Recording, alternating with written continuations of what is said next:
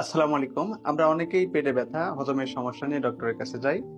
ডক্টরের কাছে গেলে ডক্টর আমাদেরকে কিছু কমন পরীক্ষা করতে দেন। এর মধ্যে আল্ট্রাসোনোগ্রাম, রক্তের পরীক্ষা, এক্স-রে, ইসিজি। এমন পরীক্ষাগুলোর পাশাপাশি ডক্টর আরো একটি পরীক্ষা করতে দেন, সেটি হলো এমআরসিপি। এমআরসিপি পরীক্ষা আমরা অনেকেই জানি না, আবার অনেকেই হয়তো এই পরীক্ষাটি করেছে। এমআরসিপি হলো ম্যাগনেটিক রেজোনেন্স ইমেজিং, অর্থাৎ এমআরআই মেশিনের মাধ্যমে একটি চৌম্বক ক্ষেত্রের মাধ্যমে রোগীকে প্রবেশ করিয়ে এমআরআই স্ক্যান করা হয় এবং এই স্ক্যানের মাধ্যমে অর্থাৎ এমআরসিপি পরীক্ষার মাধ্যমে পিত্তথলি, পিত্তনালী এবং অগ্ন্যাশয়গুলো দেখার জন্য কোনো ধরনের ইনফ্লামেশন আছে কিনা, কোনো ব্লকেজ আছে কিনা, অর্থাৎ কোনো পাথর যদি থাকে, কোনো ইনফ্লামেশন থাকে, কোনো ব্লক থাকলে আমরা এমআরসিপি পরীক্ষার মাধ্যমে এটি খুব সুন্দরভাবে দেখতে পাই।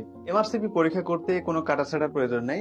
পেশেন্টকে শুধুমাত্র 6 থেকে 7 ঘন্টা খালি পেটে থাকতে হয়, পূর্ণ খালি পেটে, অর্থাৎ কোনো পানি খেতে পারবে না।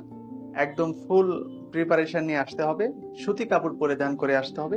এমআরআই পরীক্ষাটির যদি রোগীর প্রিপারেশন ঠিক থাকে তাহলে পরীক্ষা শুরু থেকে শেষ পর্যন্ত 20 থেকে 25 মিনিট সময় লাগে।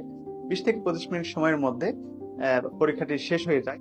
যদি তোমাকে তোমার ডক্টর এমআরসিপি পরীক্ষাটি করতে দেয়, অবশ্যই তুমি করবা এবং এই পরীক্ষাটি তোমার প্রপার ডায়াগনোসিস করবে এবং তোমার চিকিৎসার জন্য সহায়ক ভূমিকা পালন করবে। ধন্যবাদ।